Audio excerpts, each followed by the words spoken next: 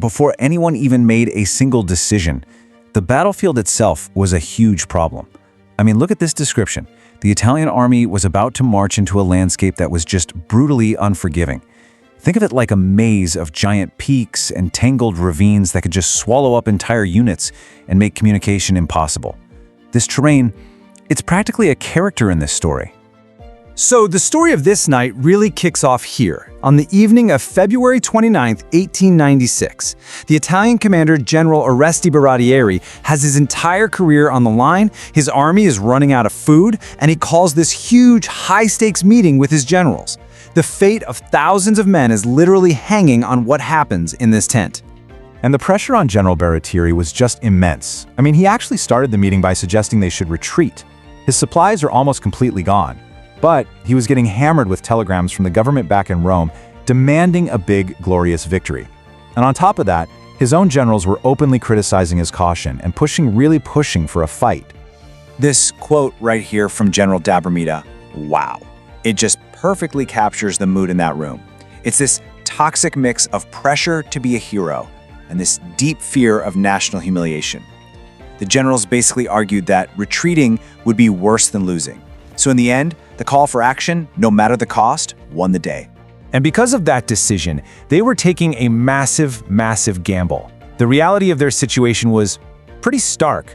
Baratier had about 17,000 troops, Emperor Menelik had over 80,000. So yeah, despite having a few more modern cannons, the Italians were outnumbered almost 5-1.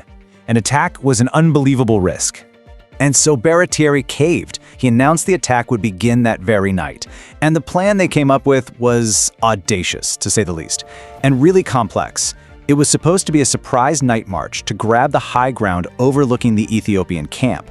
The idea was to force Menelik to either attack them uphill, which would be a huge disadvantage, or retreat. Okay, so here's how the plan was supposed to work. You've got 3 main brigades advancing in parallel columns through the pitch-black night. You have Albertoni on the left, Aramandi in the middle, and de Bormida on the right, with a 4th brigade under Elena following behind as a reserve. Their objective? Secure a line of 3 hills and dig in, creating a strong, unified front by the time the sun came up. On paper, it was a pretty solid military plan. If they could get into position, the 3 columns could support each other with crossfire, creating this interlocking kill zone. As one historian put it, they would be as deadly as razored shears. But, and this is a huge but, the entire plan depended on one thing: perfect coordination. So, at 9 p.m., the order was given. The Italian columns started moving out, disappearing into the Ethiopian night. You have to imagine these poor conscripts, many of them nervous, having heard these wild rumors of a 100,000-man army just waiting for them, and now they're stumbling forward in total darkness. But the conditions, well, they seemed almost perfect, almost deceptively so. One soldier even described the moon as being like an immense streetlight. This beautiful, clear night gave the Italians this false sense of confidence, like their stealthy advance was a sign of good things to come. But that beautiful view was hiding a really brutal reality. That enchanted night was just a veil thrown over this confusing, nightmarish terrain. And to make matters worse, their maps were terrible, totally inadequate. The men were marching in silence, and you can just imagine their fear growing with every single step into the unknown. Almost as soon as they started moving, the plan that looked so neat and tidy on paper just began to completely fall apart in the darkness. That rugged terrain, with all its impassable ravines, made communication and coordination pretty much impossible. Those razored shears were coming apart at the seams before they even had a chance to close. And things went south with frankly alarming speed. By the early hours of the morning, the columns had totally lost contact with each other. At one point, the left and center brigades literally crashed into each other in the dark, creating total chaos before they finally got untangled and pushed on, now even more isolated than before. But the real killer, the thing that doomed the entire plan, was a catastrophic navigational error.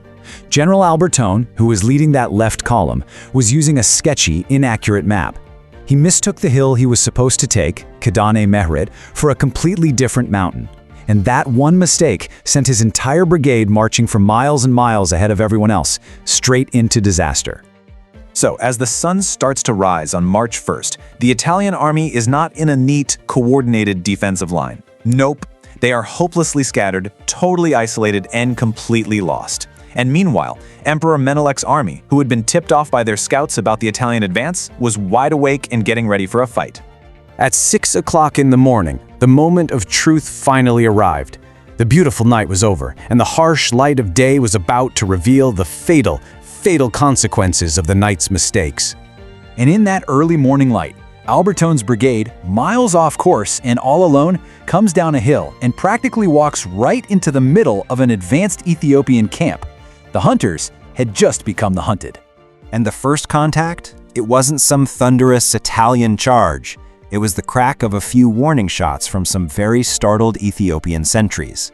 The Italians, who thought they were the ones launching a surprise attack, were the ones who were utterly and completely surprised. With those first shots echoing through the valleys, the unraveling of the night march was complete. The time for maneuvering and plans was over. The Battle of Adwa had begun. And this leaves us with a really critical question, doesn't it? You have a professional European army, you've got an advantage in artillery, and you have this super detailed plan of attack. So how did it all go so catastrophically wrong in just a few short hours of darkness? Well, the answer to that is in the battle to come. And that is where we're going to leave it for today. To see just how this incredible battle unfolds, make sure you touch the like button and subscribe for part 6. If you found this useful, a share always helps. We'll see you for the next one.